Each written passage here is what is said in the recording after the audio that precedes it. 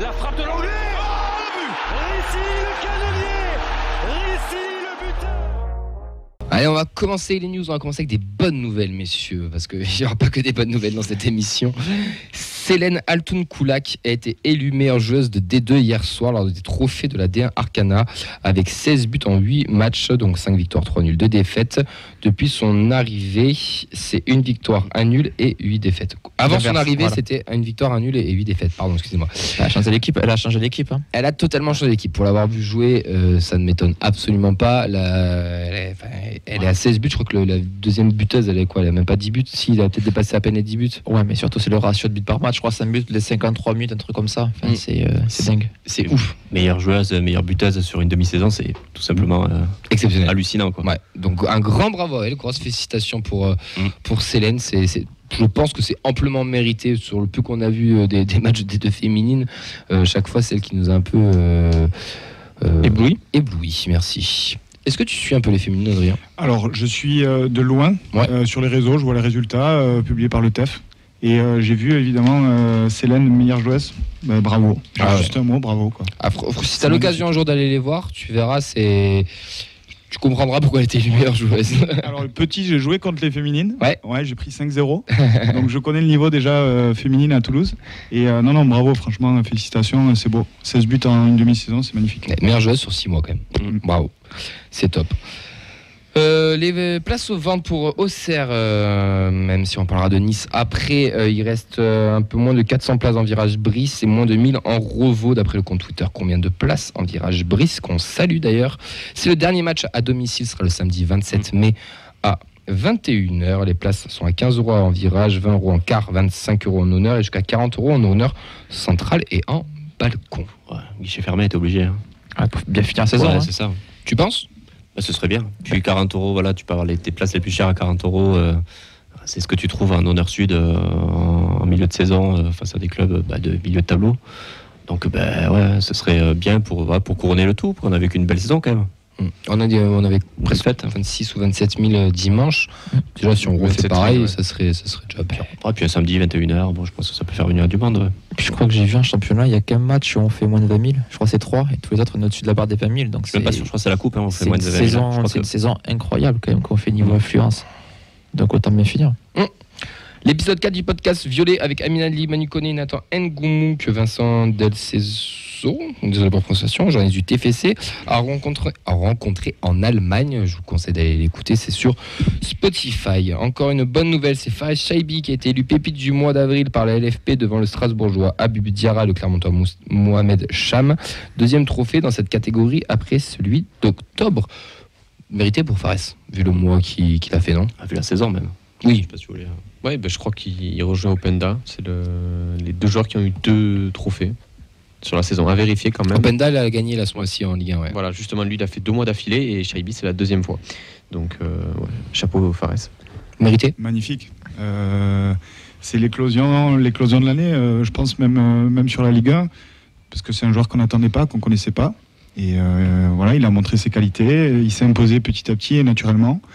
Et il a poussé des joueurs sur le banc qui étaient titulaires. Et ça, c'est beau. Donc, félicitations à lui. En parlant des pépites et des nominés, on a notre coach, Philippe Montagny, qui a été nommé dans la liste des meilleurs entraîneurs de Ligue 1. Donc, il est accompagné de Franck Hez, Igor Tudor. Auxerre, tu les as, je crois. Ouais, Fonseca de Lille et Gassien de Clermont. Ouais. Vous votez pour qui, là ?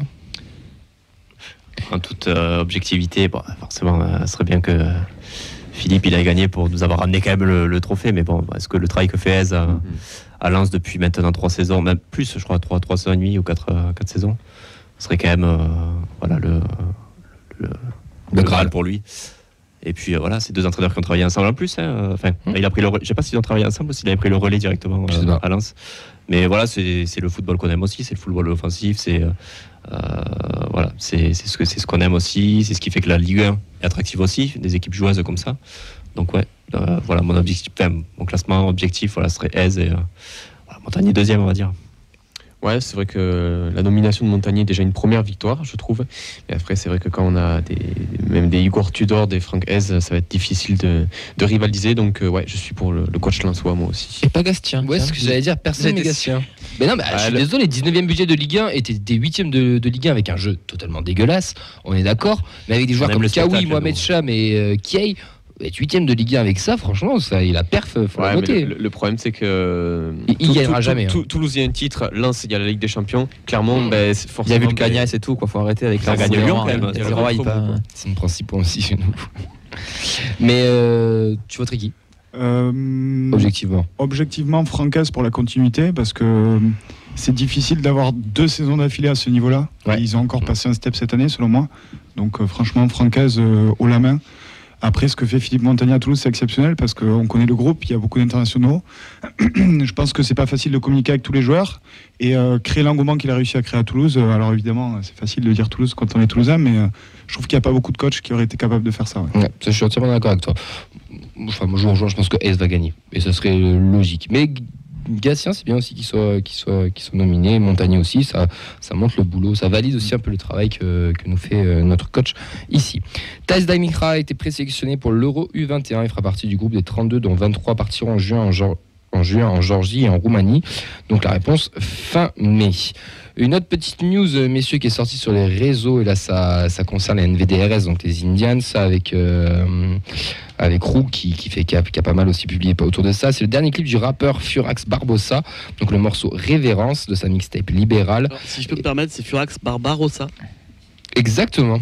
Ah, c'est aucun lien de parenté avec Cédric Barbosa des Antonin Gaillard. Merci, déjà j'ai lu ma fiche bêtement, mais merci Clément. Et du coup, plus de 150 000 vues sur le clip. On y voit les Indians qui craquent de la pyro et qui sont avec lui. Je vous conseille d'aller écouter ça et d'aller regarder. C'est une belle petite pub. Clément, toi qui connais un petit peu la musique, tu avais vu ou pas ça? Alors j'ai vu passer, mais j'ai pas eu l'occasion de poser les yeux dessus, mais je vais le faire directement en rentrant. Mais tu as bien raison. Ça motive pour partir au boulot le matin, ça motive bien. Exactement. On sait toujours pas ce que ça veut dire NVDRS, mais c'est sympa. Il va peut-être nous expliquer dans le clip à la fin. Ensuite, on a une petite nouvelle mercato, on va dire, puisqu'on a un nouveau contrat professionnel. Ouais, Noël Amadi qui vient de signer professionnel au TFC. On a le TFC qui vient de communiquer dessus il y a quelques minutes. On a vu déjà une petite story qui a été faite, je crois, sur cette formation. J'ai vu de loin, j'ai vu passer surtout l'information. Ça fait un joueur de plus. Après Mawissa, Raj et Edjouma sur le début de saison, il y en aura sûrement d'autres. C'est bien, un de plus. Il avait été champion de France U17 l'année dernière, donc c'est dans la suite logique. Tant qu'on y est, c'est une information qu'on a en off. C'est un travail qu'on fait aussi avec la DIST, avec Yves, qu'on salue, qui est toujours là pour l'association de défense d'intérêt des supporters toulousains pour défendre quand il y a des choses qui ne passent pas très bien, les injustices, exactement. On a un supporter qui a témoigné sur les réseaux, Nicolas, après le match TFC Nantes, qui s'est retrouvé en garde à vue pour absolument rien. Alors pour une histoire qui est assez folle, je crois qu'ils ont trouvé une télécommande dans sa poche et ils ont cru que c'était le système qui pouvait déclencher les fumigènes qui avaient été trouvés sous la... Le colis suspect. Sous la bâche des Nantais. Donc, voilà. Il y a une enquête aussi. Il y a une enquête aussi qui est en cours. Il y a des échanges qui ont été faits. Donc, déjà, on va apporter un soutien quand même à Nicolas. C'est quand même la deuxième fois de la saison, puisqu'on avait reçu un supporter il y a quelques semaines après Rodez. Donc, on va essayer de voir ce qu'on pourra vous dire pour la semaine prochaine, pour essayer de travailler sur ça. Et essayer voilà, si jamais il y a des soucis, n'hésitez pas à vous rapprocher de la DIST. La DIST enquête, et quand vous avez ce genre de problème, n'hésitez pas à les contacter. Ils sont là pour ça et c'est pas son boulot, pas du tout, mais son combat et son domaine. D'ailleurs, si vous pouvez retrouver sur tous leurs réseaux sociaux de la DIST, il y a un petit guide du supporter en garde à vue. Donc, ce qu'il faut faire, ce qu'il faut demander, les avocats contacter, voilà, pour éviter les bavures policières, malheureusement. Debout, toujours même en cellule. Exactement. Je l'ai reprise à Nicolas qui l'avait tweeté, je trouve ça très drôle. On va enchaîner et là on tourne la page et les ennuis commencent. L'affaire Abouklal, messieurs. Alors, il est 20h12. Je propose qu'on passe directement à la rubrique suivante, si ça ne vous embête pas. On va essayer de recontextualiser un petit peu tout ça et énoncer certains faits. On va pas aussi conditionner sur plein de trucs. Après, on va essayer de débattre autour de ça. Donc tout commence. Pardon, je croyais que tu annonçais le sponsor de l'émission qui était quand même le club d'aviron de Toulouse avec les rames qu'on va sortir pour tenir pendant un quart d'heure. Ouais, mais d'accord. On les embrasse. Tout commence avec la 35e journée de Ligue 1 qui demande aux joueurs de porter un maillot avec les numéros en arc-en-ciel pour la journée dédiée à la lutte contre l'homophobie. Je répète, à la lutte contre l'homophobie. Une action qui continue pour la 3e saison consécutive. Donc nous avons Abouklal, Amoulit, Diarra, Shaibi ainsi que Costa dans un premier temps qui aurait fait part de ne pas participer à la rencontre. Ensuite, Costa a démenti, et Shaibi se serait ravisé et a figuré sur la feuille de match. Néanmoins, Amoulic, Zach et Diarra n'étaient pas sur la feuille de match dimanche et ont donc refusé de participer à cette action, tout comme Mostefa Mohamed à Nantes ou Donatien Gomis à Guingamp ou même Falcao par le passé. Aussi, Radamel Falcao avait refusé cette initiative, cette participation. Rappelons pourquoi cette journée existe. Cette initiative est aussi prise par la LFP, c'est une action menée contre la discrimination homophobe, donc tout ce qui est contre les violences physiques, morales, faites sur les homos, et s'unir donc contre ces dernières. En aucun cas, j'insiste sur ce point-là, c'est une journée pour soutenir le mouvement LGBT. Attention à ne pas faire l'amalgame, parce que beaucoup l'ont fait en pensant que c'était le cas, et c'est pas le cas. On est là contre la discrimination, contre l'homophobie et pas pour soutenir le mouvement LGBT. On va rappeler aussi que l'homophobie, comme d'autres discriminations, c'est un délit. Donc on est sur une conviction. Comment ? Et pas une conviction, conviction. Comme on l'a souvent vu dans les communiqués. Donc on est quand même sur quelque chose d'assez lourd. Donc le club ainsi que le joueur, en l'occurrence Abouklal, ont fait un communiqué pour expliquer pourquoi il ne joue pas. La question va être très simple, messieurs. Que pensez-vous de cette situation ? Allez, bonne chance. C'est une dissertation là qu'on va devoir faire. Si vous voulez, je peux commencer. Mais vas-y.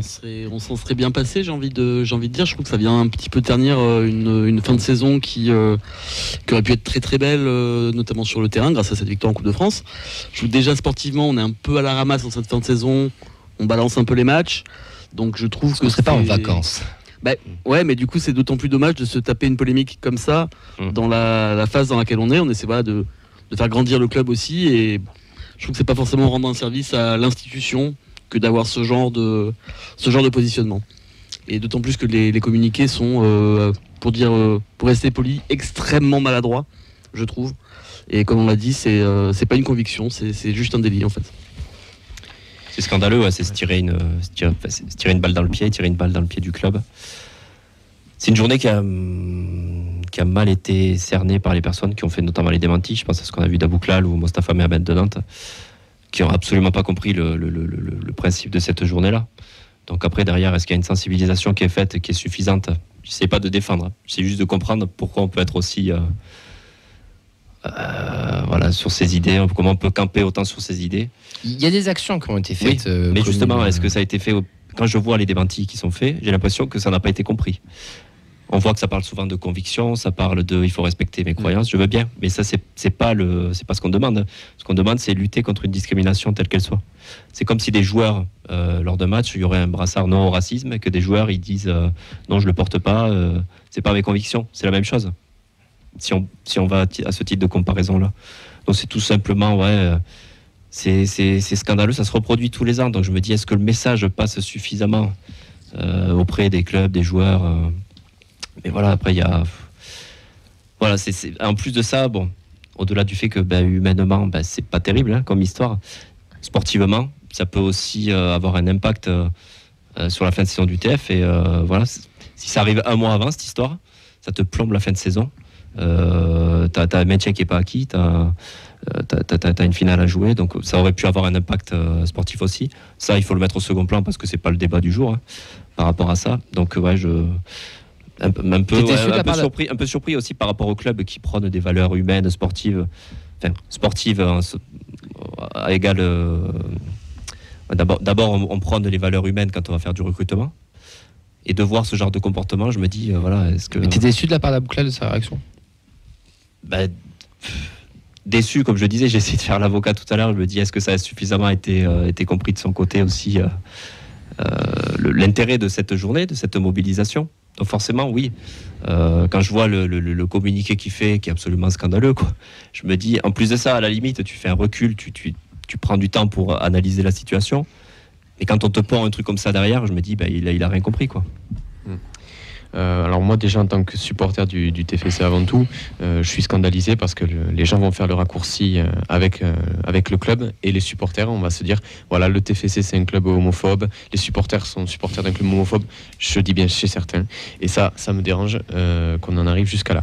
Il faut pas oublier qu'il y a quand même une partie des supporters du TEF qui fait partie justement du mouvement LGBT, qui a pu se sentir heurté par ces propos et cette action, avec des gens qui sont censés représenter le club.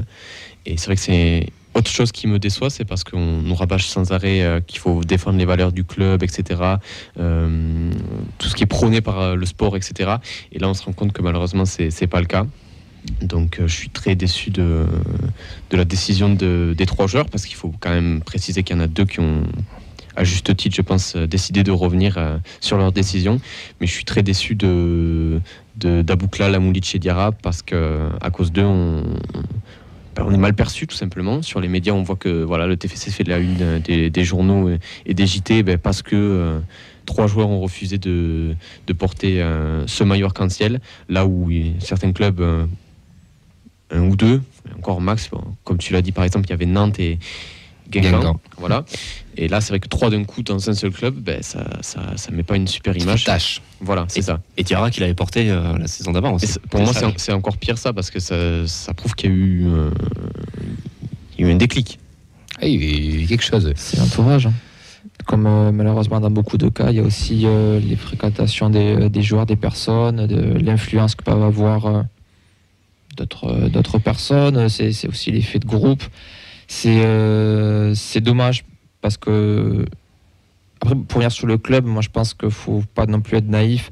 Il y a des communiqués, on va en revenir après, mais je pense qu'il y a beaucoup de choses qui sont réglées en interne et qui sortiront plus tard, et surtout que le club n'a pas l'habitude de communiquer tant que tout n'est pas réglé. Donc je ne pense pas qu'ils aient laissé passer ça, surtout l'image que ça renvoie. Mais oui, c'est une déception, parce que je pense que le joueur n'a pas pris la mesure de son rôle et de l'image qu'il peut véhiculer, qu'il peut dégager, et que c'est aussi un porte-étendard et qu'il doit défendre des valeurs et des causes, tout simplement. C'est surtout que refuser de jouer un match pour un flocage arc-en-ciel, je trouve ça assez... C'est des raccourcis. C'est surtout que c'est un prétexte presque. À Toulouse, on a la chance d'être maintenu officiellement, mais je pense à Nantes, où les Nantais jouent un match super important, et t'as ton avançant qui refuse de jouer à ce moment-là. C'est un peu quitter le navire pour un prétexte un peu obscur, quoi. Donc, Et puis, oui, vas-y. Non, je disais, il faut le voir d'un côté entreprise aussi. T'es salarié d'une entreprise, hein, quand t'es joueur de foot aussi. Donc forcément, si on t'impose une tenue, t'es porté de la porter. T'es porté de la porter. Voilà. Moi, merci. J'ai fait un rime riche. Non, mais voilà, c'est dans une obligation aussi. Voilà, c'est dans ce sens-là, où je trouve que c'est lâche un petit peu de partir comme ça, de pas aller disputer ce match pour cette raison-là, quoi. Adrien, je me rends vers toi parce que tu as un petit mot à dire sur ça. C'est un sujet qui est très délicat quand même. C'est un sujet qui est délicat. Je trouve que c'est bien d'en parler déjà. Oui, moi, on n'a pas le choix. De toute façon, je pense qu'on n'a pas le choix. Alors moi, je suis un peu plus nuancé sur mon avis qui est personnel. Je pense que évidemment, je vous rejoins totalement sur la cause, qui est une cause que tout le monde doit défendre dans le club, que ce soit les joueurs, toutes les personnes qui sont au club, et aussi les supporters. Je pense aussi que la problématique qu'on a sur cette journée-là, c'est peut-être qu'elle est mal amenée, peut-être mal expliquée, peut-être que c'est la Fédé qui impose des choses. La Ligue, je sais pas en fait, mais on voit qu'il y a une problématique, pas qu'à Toulouse. Alors on fait un sujet sur Abouklal, mais ils sont 3. Donc voilà, il faut pas, c'est 3 joueurs, c'est pas que Abouklal. Donc voilà, d'un autre côté, d'un côté, il faut pas faire d'amalgame. Je pense que il y a le sportif, ça c'est vrai. Manquer un match pour une raison comme ça, franchement, je vais dire honnêtement, je trouve ça con, clairement, parce que on a besoin de lui, c'est nos titulaires, voilà. Donc il y a un manquement sportif et professionnel. Il y a un manquement par rapport aux valeurs du club, ça je vous rejoins totalement, et par rapport aux valeurs que défend le club. Maintenant, je pense que le club prendra les décisions qu'il doit prendre. Il y aura une explication, je pense qu'elle a déjà eu lieu d'ailleurs avec le joueur. Oui. Il sera écarté peut-être ponctuellement, peut-être plus longtemps, ça on verra, hein, c'est au club d'en décider. Maintenant, voilà, je pense que cette journée-là, je pense que ce genre de réaction-là doit aussi amener la Ligue à réfléchir à comment mener ces actions-là au mieux. Ouais. Est-ce qu'il y a des moyens peut-être plus pertinents d'amener ça sur le terrain, sur le sportif, parce que c'est des joueurs qui sont ultra médiatisés. On parle d'un joueur qui a fait demi-finale de Coupe du Monde. Donc voilà. Et le problème, c'est que ça véhicule une image où on va avoir des contradictions. Il y en a qui seront pour, d'autres contre. Il y en a qui défendront la religion, d'autres qui défendront... voilà. Et donc, on arrive sur un terrain qui est glissant, qui est du ressenti de chaque personne, qui peut être différent. Voilà. Donc, Moi, je vais même aller plus loin, hors Abouklal, Moulic, Diarra et compagnie. Je pense qu'on a un gros travail de fond à faire dans le foot en général, dans le sport en général, en France en général, c'est un problème sociétal. Cette action-là, peut-être comme tu l'as dit, je te rejoins, peut-être qu'elle n'est pas menée comme elle devrait être menée ou peut-être pas assez bien expliquée.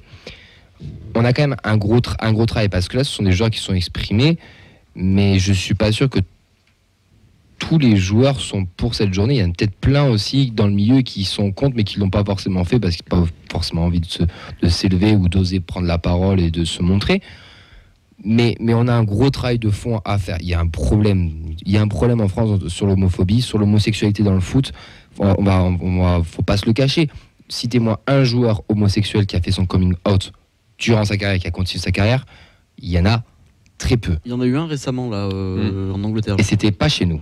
C'était ailleurs, même en Australie, si je dis pas de bêtises, dans une division australienne. Mais en Australie, ils sont déjà un peu plus avancés sur le mouvement. Comme certains l'ont dit, c'est pas parce que tu portes ce maillot que tu dois aller défiler à la Gay Pride et soutenir le mouvement LGBT. Là, on parlait juste d'un mouvement contre les discriminations faites suite à l'homophobie. Et je trouve ça dommage qu'on n'arrive pas à se ressembler tous ensemble autour de ça, conviction, pas conviction religieuse ou humaine ou personnelle, mais il y a un travail de fond à faire sur les gamins, dans les centres de formation, dans l'après-faux, pour essayer de sensibiliser et de le faire, ça a été fait, mais de faire peut-être un peu plus, un peu mieux, le réfléchir autrement, le présenter, je sais pas. Je pense honnêtement que l'année prochaine, à la même journée, ce sera peut-être pas chez nous, on aura les mêmes problèmes. Ça, c'est pas parce que Abouklal, Moulic, Diarra et Donatien Gomis et Mostafa Mohamed vont sûrement peut-être quitter le championnat de France qu'on n'aura pas les mêmes problèmes. Donc au lieu de décaler le problème, essayons de le traiter, essayons de le combattre, c'est un mot qui est hyper fort, mais de le traiter, essayons de trouver des solutions pour éviter ça et sensibiliser un peu tout ça, nos jeunes et la société. Après, ça marque le fait qu'il y ait des joueurs entre guillemets emblématiques qui se rebellent contre ça à tort. On en parle. Ouais. Donc on en parle plus, que s'il faut, ça aurait été porté, ça aurait été passé sous silence comme n'importe quelle autre cause. Là, c'est un mal pour un bien, on va en parler plus, ça va aussi marquer, en espérant qu'il y ait aussi des grosses sanctions sur ces joueurs-là et que ça donne aussi des leçons. Et je trouve que pour le coup, la réaction de Nantes était très bonne, puisque c'est SOS Homophobie qui récupère son salaire. Ça fait le montant de l'amende. Il y a une amende qui a été donnée à Mohamed et l'argent sera reversé à SOS Homophobie. Je trouve que le symbole est intéressant. Ouais. Donc ça peut aller pourquoi pas des travaux d'intérêt généraux vers ces associations-là aussi, des choses comme ça. Oui, parce que quelque chose de symbolique, quoi. Les 3 joueurs toulousains n'ont pas été sanctionnés, je crois. Pour le moment, on est au courant de rien, il n'y a pas de communiqué qui est tourné. Pour le moment, on ne sait pas, on verra. De toute manière, le club, quoi qu'il fasse, ils vont se faire critiquer. Et ça satisfera pas tout le monde. D'ailleurs, je pense que j'ai un petit mot aussi. On disait donc comme tout à l'heure, l'homophobie est un délit, le racisme aussi, et tous les... le bashing les amalgames, le bashing anti-musulman, même ça a déjà été récupéré par les. Donatien Gomis, c'est pas musulman, par exemple. Mais ça a été déjà récupéré par le grand, le grand théoricien là, Rieu, je sais plus quoi, là, Damien Rieu. Enfin, je t'allume Twitter, t'as envie de vomir en fait, tout simplement. Ça. Déjà de base, t'as envie de vomir. Bref. Bon, on enchaîne parce que monsieur, c'est pas fini, parce qu'Abouklal, il s'est pas arrêté là. Il aime bien, mais. Et c'est aussi pour ça qu'on parle autant de lui. Exactement. Donc, pareil, on va mettre du conditionnel. Ensuite, RMC Sport, après enquête sur le joueur, et pas l'inverse, parce que beaucoup pensent que RMC a gardé l'info et l'a sorti là. C'est l'inverse. Suite à ça, RMC Sport a fait une enquête auprès du joueur et a dévoilé un fait qui se serait passé lors de la cérémonie au Capitole. Donc Laurent Saribagé, adjoint au sport et au maire, aurait demandé de faire moins de bruit à des joueurs lors du discours du coach. Abouklal lui aurait répondu C'est marrant, Joris, c'est nerveux. Chez moi, les femmes parlent pas comme ça aux hommes. Surprise, elle lui a rappelé qu'il était dans une mairie, donc un lieu de la République. Mais il ne s'arrête pas là, puisqu'il aurait demandé avec véhémence, selon RMC Sport, à l'élu de s'excuser. Donc de ce que rapporte l'article. Laurence Arribagé a démenti, a voulu minimiser l'événement. Cependant, depuis l'article, quelques heures après sa parution, le club a communiqué et suspendu Abouklal jusqu'à nouvel ordre. Donc ils ont sorti ce communiqué qu'on va vous lire face aux graves allégations publiées par RMC Sport, le compte du joueur de Toulouse Football Club, Zakaria Abouklal. Le club annonce que son joueur s'entraînera à l'écart du groupe pro jusqu'à nouvel ordre. En attendant les résultats d'une enquête interne, le club ne fera aucun commentaire jusqu'à la conclusion de cette dernière. Donc, on a contextualisé. Là, à l'heure actuelle, Abouklal est suspendu, ne s'entraîne du coup avec la réserve. Une enquête interne est faite dans le club. Donc, ça se trouve, ils peuvent encore peut-être porter plainte pour diffamation auprès de RMC Sport. On ne le sait pas. Comme ça se trouve, ils peuvent confirmer aussi les dires. On ne sait toujours pas. Il y a une enquête. Donc, laissons-les enquêter. Moi, j'insiste vraiment sur un point. C'est qu'RMC Sport n'avait pas l'info il y a 15 jours. Ils l'ont sorti suite à une enquête journalistique auprès de ça, où des langues se sont, on va dire, déliées, quoi. Voilà. Déliées. Donc, voilà. Bon, mais pour conclure, parce qu'il va falloir qu'on conclue, on fait quoi de Zakaria ? Si c'est vrai, on l'augmente, on le prolonge ? Si c'est vrai, si c'est avéré, malheureusement, je pense qu'il va pas faire long feu ETF. Quoi. Le club voudrait s'en séparer et lui voudrait partir. Après, c'est Léon dit ça aussi. Léon dit, il n'y a pas de source sûre. Donc c'est compliqué là, ouais. Voilà. Tout à l'heure, on a débattu d'un fait. Voilà, ça c'était avéré. Là, c'est compliqué. Il y a toujours une enquête en cours, tout ça. Enfin, pour le moment, c'est compliqué de se prononcer, mais voilà, ça sent pas très bon dans la suite de sa carrière chez nous, quoi. Si c'est vrai, ça me paraît judicieux que le club s'en serve pour l'exemple, c'est-à-dire tu portes des valeurs, tu dis que personne n'est au-dessus de l'institution, que chez nous on recrute des joueurs qui répondent à des qualités humaines. Il ne sera pas gardé tout simplement. Si c'est avéré, encore une fois, ça me paraît très logique que le club ne le garde pas et s'en serve comme exemple en disant tu peux être n'importe qui de mes finalistes de Coupe du Monde comme joueur des U15. Si tu merdes, tu pars. Ouais, je suis assez d'accord avec ça. Puis on va pas se mentir aussi, c'est un business, c'est-à-dire que s'il part demain, le club va pas faire un don de 10 millions d'euros pour l'association de défense des droits des femmes, ça va être 10 millions d'euros dans la poche. Hein. Donc c'est aussi gagnant-gagnant sur ce côté-là. Non. Ouais. Ou perdant pour le coup. Non, mais c'est vrai que moi, c'est triste de voir ça. Et moi, je vais être encore plus cash. Je suis désolé, mais c'est dehors, tout simplement. On peut pas. Rupture du contrat ou vente ? Dehors, tout simplement. Tout ce qu'ils veulent, juste dehors. Parce qu'on peut pas garder un mec comme ça avec cette mentalité au sein de notre club. Surtout que je pense pas qu'il soit irremplaçable d'un point de vue sportif, même si là, c'est autre chose. On fera un bilan sportif à la fin de la saison. Je pense qu'il sera pas loin des tops sportivement.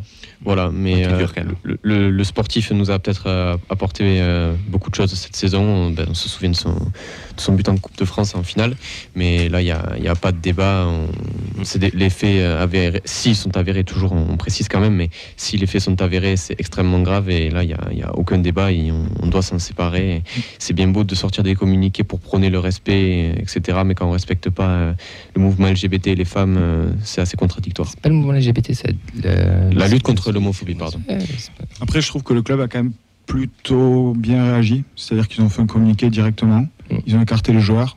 Ouais. En attendant d'avoir des faits, ils vont enquêter. Voilà. Moi, je pense, je suis du même avis. À partir du moment où les faits sont avérés, c'est dehors. Il n'y a pas de question à se poser. C'est pas les valeurs du TFC ni du foot en général, ni du sport, ni de la France non plus. Donc voilà. Donc après, je pense que c'est bien quand il y a des choses comme ça qui se passent d'être factuel. C'est important que nous, supporters et entourage etc. Quand on en parle, on reste aussi factuel parce qu'on peut vite partir dans des dérives aussi. Donc c'est important, je pense, de laisser le club faire ses enquêtes. Et après, j'ai personnellement totale confiance au club pour prendre les décisions qu'il faudra prendre à l'instant T, quoi. On va enchaîner, moi juste pour conclure sur toute cette affaire, je vais pas vous mentir, mais ce qui m'a le plus saoulé et ce qui m'énerve de plus en plus, c'est que tout le monde a son mot à dire, tout le monde ouvre sa bouche sur ce sujet, des gens même relatent des faits, des trucs, et putain, laissez, je dis pas qu'il faut croire toutes les institutions, mais laissez-les travailler, laissez faire, il y a des enquêtes, il y a des choses, on peut avoir des avis, mais restons dans le respect aussi, dans l'échange, ça a mis une certaine barrière aussi entre certains supporters. voilà, on peut en parler. Il y a des faits, il y a des choses qui sont graves, qui sont moins graves. Le joueur, c'est le joueur, la personne, c'est la personne. Faut les dissocier. Faut faire attention à tout ce qui se raconte. Mais maintenant, voilà, restons respectueux aussi entre nous, gardons un certain respect parce que c'est important, parce que les mecs qui insultent, les mecs ou les filles d'ailleurs, qui insultent, etc., c'est pas forcément mieux que ce qu'aurait pu faire notre cher Zakaria. Bon, ça, c'est un peu les dérives des réseaux sociaux aussi, malheureusement, mais je tenais aussi à le rappeler. C'est tous supporters. Oui, et affaire à suivre en tout cas. On va suivre ça de près. Je pense que ce ne sera pas le seul mardi où on va en parler. Mais bon, c'est comme ça. On va enchaîner avec les retours sur le centre de formation et des féminines.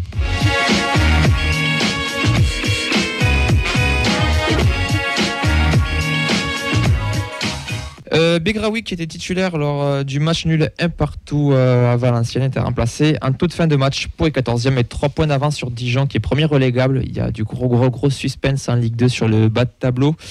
L'ami Junior Flemings, qui n'était toujours pas dans le groupe pour la défaite de Niort, lanterne rouge et passé Junior. Exactement. On va passer sur des joueurs qui vont un peu mieux. Peut-être juste avant, j'ai vu un message passer de Chocolatine 31 000. On avait parlé qu'il voulait faire ce petit suivi de que sont-ils devenus avec les anciens joueurs, les joueurs prêtés. Et bien il nous sert une petite pépite. Dosevi s'est fait écarter du groupe de Versailles jusqu'à la fin de la saison pour avoir liké des posts anti-Chris, son coach, donc sur Instagram. Voilà, nos régions ont du talent. Il regarde plus les matchs maintenant, il like des trucs Instagram. C'est exactement ce qu'il a mis en plus. C'est toujours un problème de téléphone avec Mathieu Dosevi. Il aime la pyro. Voilà, il a dit ouais fort. Mamadi Bangré, il était titulaire face à Bordeaux. Il a joué 70 minutes, 0-0. Tu peux me permettre ? Bien sûr. Je suis pas allé voir les 19 parce que j'ai regardé QRM Bordeaux pour voir un peu le match. Je me suis endormi. Voilà. Quelle idée aussi. C'était une très bonne sieste. Il y a du tennis, il y a de la F1, il y a de la MotoGP. Il va regarder QRM Bordeaux. Pas de F1 ce week-end. Ouais. Je suis avec vos conneries. Bordeaux va mettre revenir à un petit point. QRM reste 8ème et peut espérer un inattendu top 6 sur la saison. Comment ? Non. C'était où tu l'as capté, tu la captes pas. Sam Sana, c'est la bonne nouvelle de la semaine. Il a rejoué après 3 mois d'absence et une opération des adducteurs. Il était dans le groupe pour la victoire à domicile de Laval face à Saint-Etienne. Il a disputé la dernière demi-heure. Ce succès permet à Laval d'y croire encore puisqu'ils sont 15e avec 2 points d'avance sur la zone rouge. Nathan Skita, lui, est toujours blessé malheureusement. Fin de saison, on en avait parlé, opération également. Et on va prendre des nouvelles de nos Erasmus, Clarisse Cerber et Tom Rapnoy du côté de la Bulgarie. Clarisse Cerber était titulaire pour le match nul 1-1 face à Spartak Varna. Il a joué 64 minutes. Rapnoy est resté bien au chaud. Enfin, j'ai parlé de la météo là-bas, j'avoue. Il est resté sur le banc en tout cas. C'était le premier des 5 matchs de play-down. Ils sont 2e avec 6 points d'avance sur le premier relégable. Ouais, l'Erasmus se passe pas très bien. On va passer au centre de formation. On va être rapide. On va revenir sur la N3 parce qu'avec Nathan, on avait la chance d'y être. On va parler des U19 qui ont clôturé la saison avec une victoire 5-2 face à Blagnac. Donc, ouverture du score de la première minute de Boubacar Sidibé, puis match en balle. Kaysol égalise à la 8e. Njouma marque à la 10e. Pérez met un doublé à la 24e et la 26e. Puis Efoulé Ngoyala marque le 5-1 à la 40e. Deuxième match plus tranquille. Araj a disputé tout le match tandis que Njouma a été remplacé à l'heure de jeu. Cette victoire permet au TFC de recoller sur Montpellier-Marseille qui se qualifient eux pour les quarts de finale du championnat de France, tout comme Lens, Paris, Auxerre 3, Angers et Nantes, et se dérouleront sur les 3 prochains week-ends. La bonne nouvelle du week-end, c'est les U17 qui se qualifient et qui défendront leur titre après la victoire 3-1 face à l'OM. Ismaël Silla Touré ouvre le score juste avant la mi-temps. Marseille égalise à la 57e. Enzo Fati redonne l'avantage et Seni Kumbassa offre la victoire à la 82e. Les TFC terminent 2e mais à 4 points de l'OM et se qualifie au titre de meilleur second avec le Havre. Les autres qualifiés sont les 6 vainqueurs de poule, donc l'OM, également Amiens, Valenciennes, Lyon, Nice et Brest. Notre adversaire sera Valenciennes ce dimanche à 15h. OL Le Havre, Nice, Marseille et Brest, Amiens pour le reste. Les féminines, pas de match cette semaine. Prochain match sera le 21 mai avec la réception de Nîmes à 15h sur de l'annexe Bristaton. La R1, elle a gagné 3 à Saint-Cyprien avec Elana Chaïb qui ouvre le score à 19e. Isra Taleb double la mise à demi-heure et Laurie Clément inscrit le 3e juste avant l'heure de jeu. Elles réduiront la marque à 3-1 dans le dernier quart d'heure. Au classement, les Toulousaines profitent de la défaite 4-1 de Latte et à Duruel pour passer première égalité avec les Lattoises, mais une meilleure différence de but. Donc il y aura un petit multiplex de dernière journée, ce sera le dimanche 28 mai à 15h. Les Toulousiennes recevront Suzargues, avant-dernière son axe 4 du stadium, tandis que Latte recevra Saint-Cyprien. Vu les plus de goal average particulier en faveur des Toulousaines, en cas de victoire, c'est le titre de champion assuré. On vous rappelle que les U19, elles, chez les filles, sont sur une fin de saison. La N3, on n'en a pas parlé, on y revient dessus. Nathan, on a fait un petit dep. On a fait un dep de N3 avec Castanet tous les deux. On n'a pas dormi en dep. On n'a pas dormi en dep parce que sur le Rocket c'est un peu dangereux. On est arrivé là-bas. Bon déjà. Le foot qu'on aime. Le foot qu'on aime. Sans les chipots, les merguez. Ouais. Les frites. Les frites, ouais. Le pesage. Ouais, le pesage. Le match en pesage. Non, très très bonne expérience, très beau complexe à Castanet aussi. Ouais. Bon accueil, mais très pro avec la billetterie, voilà. Des abonnements, les abonnements etc., aussi. ouais. Non, on a passé une bonne après-midi, on a vu du beau foot en plus. Donc je sais pas si tu veux nous parler du sportif. Non, c'était très bien. On va enchaîner. Donc le match, beaucoup d'intensité, un match très rugueux et très physique, quand même, un bon match de N3. Beaucoup de fautes, pas de grosses occasions, mais un match agréable à suivre. Tu es d'accord avec moi ? Ouais, assez d'accord. Surtout, je trouve, plus focalisé sur le TF, mais la philosophie de jeu côté TF m'a beaucoup plu. On sent que c'est vraiment calqué sur les pros. Ça jouait beaucoup au sol, assez vite, dans les espaces, dans les transitions aussi. C'était très intéressant. Castanet, c'était très fort physiquement. D'ailleurs, ils ont voulu jouer le match sur ça. Il y a eu quelques coups. C'est vrai, quand on est en bord de terrain, on voit que c'est quand même un championnat qui est très physique à la N3. Après, moi j'ai bien aimé l'activité des offensifs toulousains. Zuliani, je crois, le 11. Zuliani, ouais. Sur le côté. Zuliani, ouais. Et Bentama qui marque son but, très joli but avec sa reprise dos au but. Je crois qu'il y a un peu dos au but, il met une petite reprise. Sur le côté, ouais. Physiquement intéressant aussi. Donc, ouais, je m'étais dit qu'il fallait que j'aille voir jouer la réserve. En plus, fin de saison où il y a quand même beaucoup de choses à aller chercher du côté de la réserve. Mais super moment. Et puis. Voilà, on peut se régaler, en allant voir du foot amateur aussi, ça nous l'a bien prouvé ce week-end. Victoire très importante puisque Béziers a gagné dans l'autre rencontre. Ouais. Donc on avait une compo Justin Lacombe, Mopila, Nassim Lamliki, Yanis Zonungan, Nicolas Westbauer, Gaël Ramad était capitaine, Alessien Tama, Kylian Wattel, Warren Ngaku Ngaa, Timre et Eddie Zuliani. Intéressant, moi dans les tops, j'ai mis Ntamak, Zuliani et Westbauer que j'ai beaucoup apprécié derrière, que j'ai trouvé assez serein et assez bon techniquement aussi dans les relances. Dans les petits flops, je mettrais Wattel et Ray que j'ai trouvé un petit peu en dessous, mais c'était bon, c'est du flopiné quoi. Ray particulièrement, genre, on s'est fait la réflexion, il voulait pas donner la balle à Zuliani. Il fait 3-4 appels, jamais servi le pauvre. Après, il a quand même fait un bon match Zuliani, mais c'est vrai qu'il aurait pu avoir des occasions plus franches. C'est vrai qu'il n'y a pas énormément d'occasions franches, d'arrêt de gardien, mais c'était quand même, au-delà de ça, c'était très agréable à suivre. T'en as 2-3 du côté toulousain quand même, 2 de mémoire. C'est surtout aller chercher dans les pieds les ballons dangereux. Et pour la petite histoire avec Mopila aussi, ce qu'il faut savoir c'est que c'est ça aussi le foot amateur, je sais pas si tu travailles l'histoire de la touche.